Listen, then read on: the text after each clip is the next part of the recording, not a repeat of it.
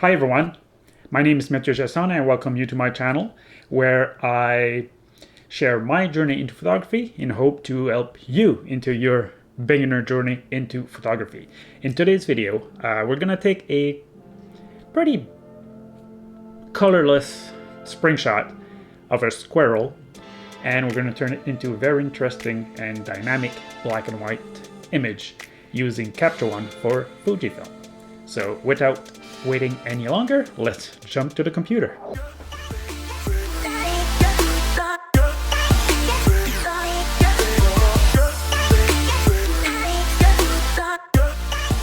Okay, so here's the shot we're gonna edit today. Like you see, there's not much color in here. It's a pretty even image. So we're gonna turn that to black and white and try to see if we can make it interesting.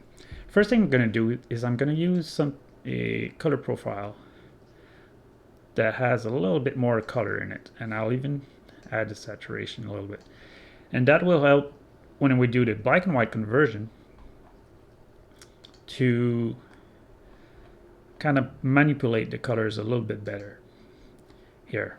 So here, if we use the red slider, you can see how we can kind of affect the red little house, and also a little bit more the green. So do we want a little bit more contrast? I'd say we'd want to even it a little bit in the back. So I'll make it a little bit more of an even tone by raising the green. So from here, the first thing you want in black and white is have some strong contrast. So we'll go and already bring the contrast pretty high here. I'm going to add just a little bit more exposure, not too much. We're going to reduce this whiteness afterward, but I'm just looking right now at this middle part and the tree trunk. See how the contrast affects this.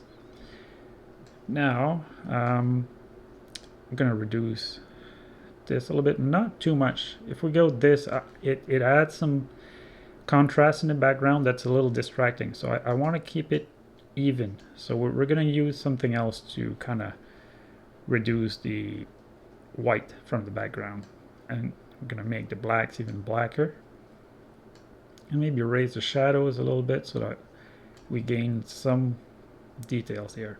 Right now it's pretty bright all over, but again, let's just continue.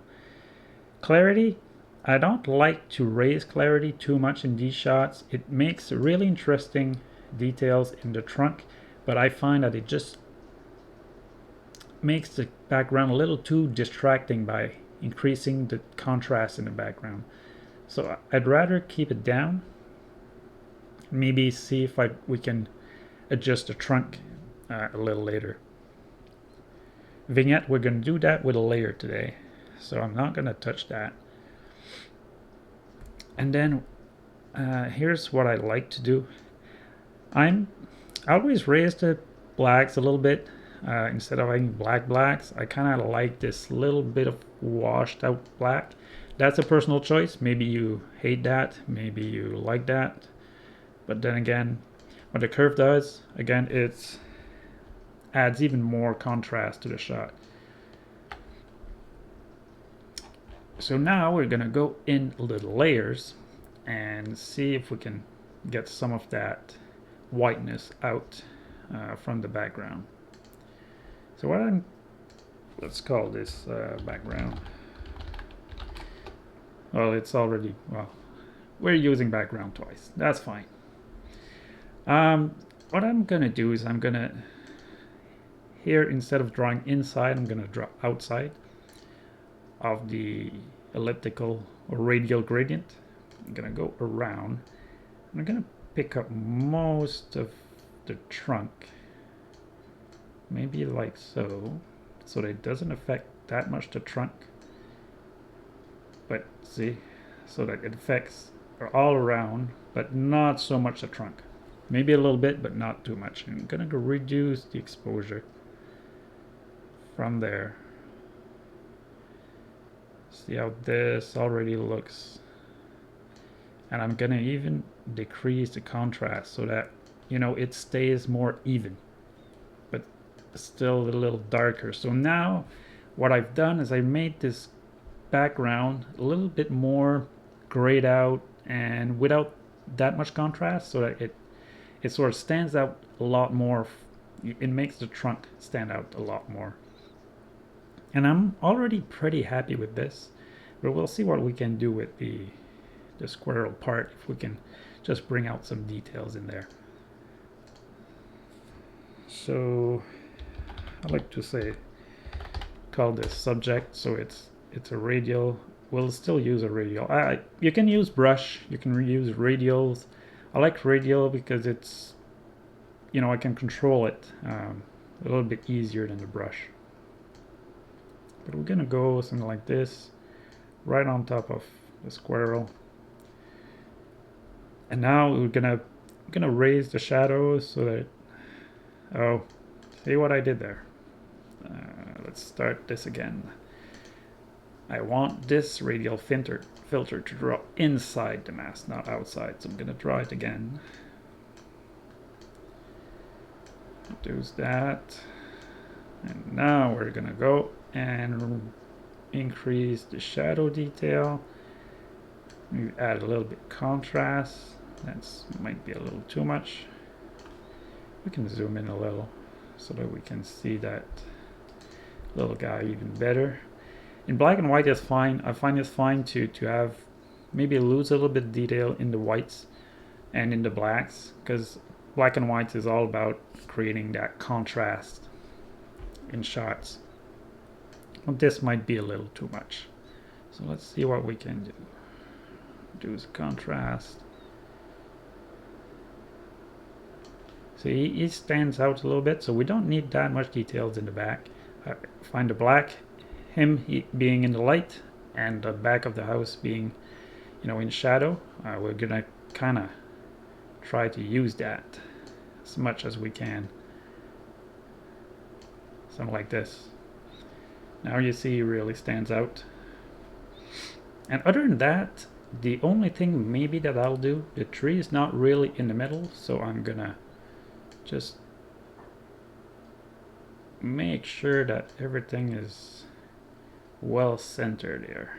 Maybe like this. Yeah, let's go like this. There we go. Now that's centered. We could maybe increase and do something with the trunk, but I kind of like it like this. Maybe darken this part so that it's not as bright. So let's do this, and we'll use the brush this time. Oh, whoa. No. I just wanted the right trunk here. There. And we'll use the brush for this one. So what we'll do is probably reduce the exposure on this. Make the brush a little bigger. The flow never too high. Opacity. Now the dog is barking. Hopefully she doesn't bark too much. And we'll adjust after and see how that did it. Maybe reduce a little bit, and I'll just go around here a little bit more. There. Maybe, like we said, we didn't add clarity. See the difference? Add a little bit clarity there, and maybe a little bit brighter. There we go. I find this to be a good middle ground about what we wanted to do. See little difference here. It makes it contrast a little bit more with the background, and your eye doesn't go there as much when it's not as bright. So I'm pretty happy with this. So there we are.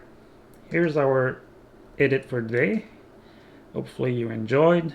We went from a very bland, colorless shot to a really kind of interesting black and white photo.